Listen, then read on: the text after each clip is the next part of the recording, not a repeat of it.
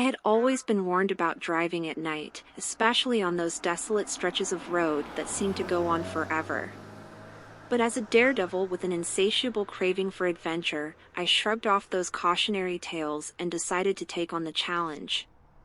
It was a moonless night, and the darkness enveloped the world like a shroud. I had just left the city behind, my headlights carving a path through the ink-black abyss. The only sounds were the hum of my engine and the occasional hoot of an owl in the distance. As I drove deeper into the wilderness, an eerie sensation crept up my spine, but I brushed it off as a product of my overactive imagination.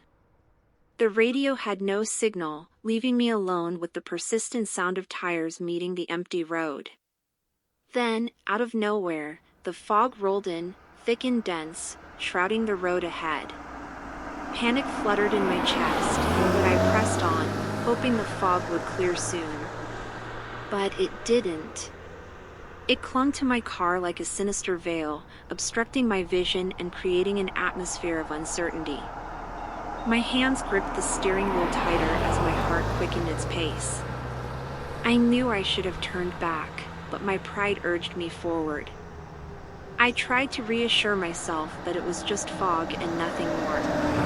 The road curved unexpectedly, and I found myself driving along a narrow, crumbling path flanked by ominous trees that seemed to whisper in the wind. Fear began to claw its way into my mind as I questioned whether I had taken a wrong turn somewhere. Suddenly, I spotted a faint light up ahead.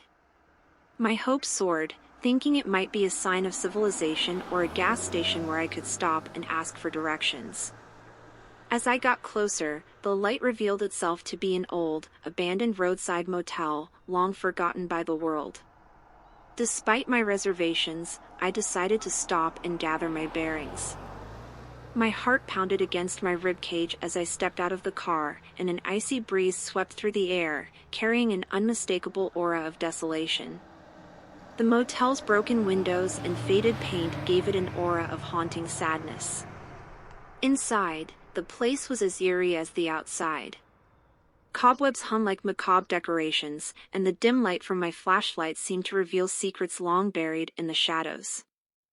I shuddered at the sight of old, tattered furniture that seemed to have witnessed unspeakable horrors.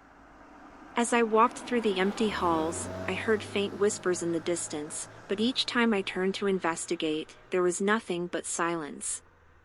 Fear gnawed at my resolve, urging me to leave, but I couldn't shake the feeling that I was being watched.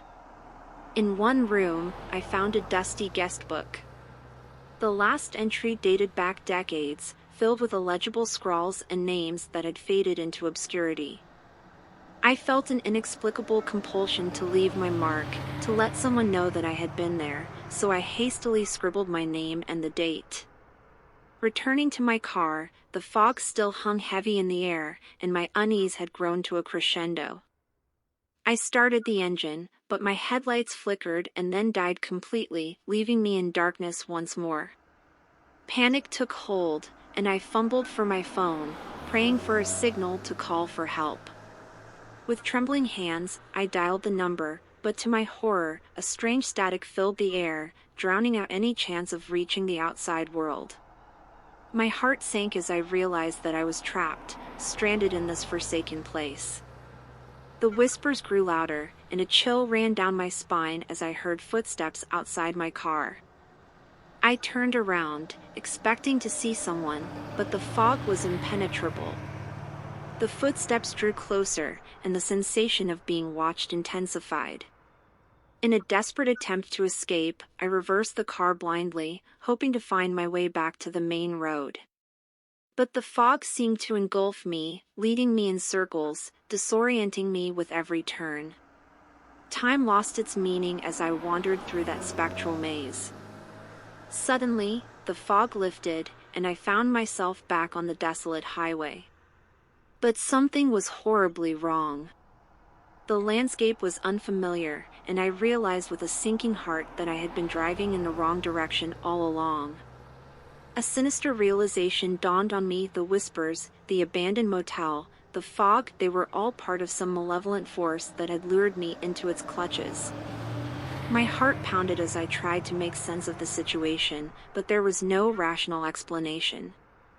As the night wore on, the horrors escalated.